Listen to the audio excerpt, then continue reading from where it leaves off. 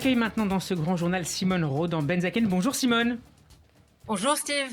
Et une nouvelle fois, Shana Tova, merci de nous rejoindre tous les vendredis désormais dans ce grand journal. Vous êtes la directrice Europe de l'American Jewish Committee et vous consacrez votre chronique du jour à la conférence de Durban.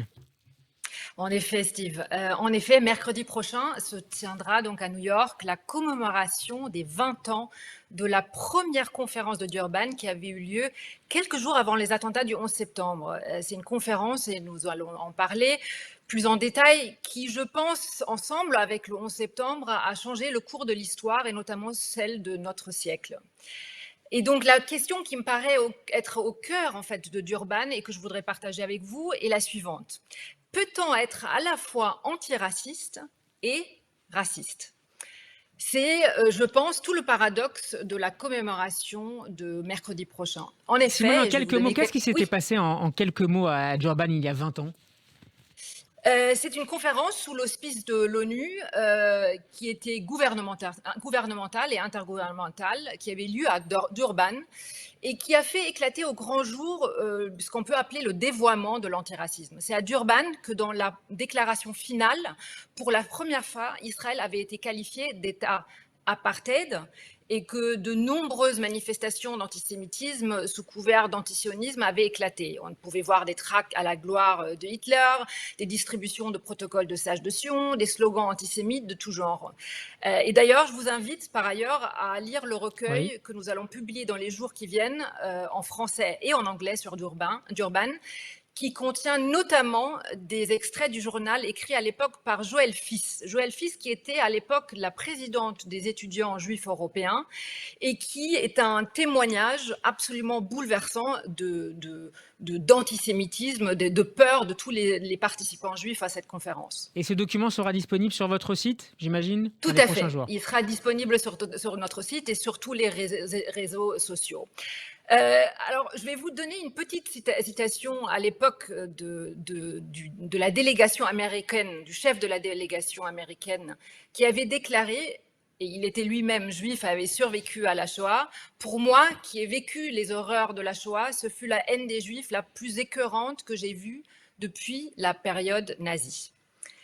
La réalité est que Durban a servi donc, en tant que plateforme pour ceux qui dénonçaient Israël comme un symbole de puissance et d'impérialisme et qui voulaient s'en prendre aux Juifs et à travers eux aux valeurs de l'Occident.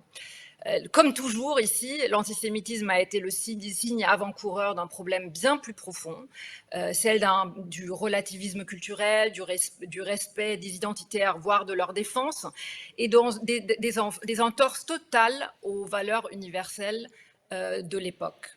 C'est donc un signe, je pense, important qu'une vingtaine d'États, et notamment la France, c'est important de le souligner. C'est très important, effectivement, refuse de participer à cette conférence de mercredi. À l'époque, il y avait tout le monde qui participait. Ensuite, il y a eu Durban 2, Durban 3. Il y a eu d'autres pays qui ont refusé d'y participer. Aujourd'hui, on a une vingtaine de pays. J'espère que dans les jours prochains, d'autres vont suivre. Donc, c'est un geste fort, c'est important. Mais je pense qu'au-delà de ces commémorations à venir, il est impératif que nous comprenions une fois pour toutes qu'il faut se battre contre ce dévoiement de l'antiracisme et des droits de l'homme. Ce que nous observons ces dernières années avec le décolonialisme, le racialisme, la culture woke, pour qui par ailleurs l'antisémitisme et l'antisionisme sont constitutifs, est exactement ce que nous avons vu et vécu il y a 20 ans à Durban. Et donc, il est absolument important de dénoncer ce genre de conférences, également important de dénoncer le traitement déséquilibré qui existe toujours pour Israël à l'ONU de manière générale. Nous avons, il y a quelques jours, publié un manifeste de 300 députés, notamment de l'Europe, qui disent à quel point ce n'est plus possible qu'Israël soit tout le temps au cœur de dénonciations au sein de l'ONU. Et voilà, tout ça ensemble fait qu'il est aujourd'hui impératif de regarder Durban de près, de regarder ce qui va se passer dans les jours qui viennent et également de regarder en arrière ce qui s'est passé il y a 20 ans pour comprendre à quoi nous devons faire face aujourd'hui.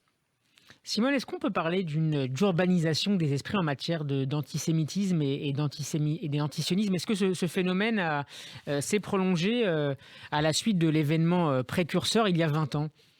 Oui, absolument. Nous avons vu, et d'autres l'ont dit, André Taguieff en a parlé longuement dans plusieurs de ses ouvrages, que clairement, ce que nous avons vu il y a 20 ans, c'est quelque chose qui s'est mis en place dans les esprits, cette focalisation sur Israël, de voir en Israël le juif collectif, si on veut dire, aussi d'une certaine manière de voir à travers le juif et à travers l'Israël une manière de s'attaquer à l'Occident et plus largement, on en a parlé déjà la semaine dernière et celle d'avant, à l'universalisme.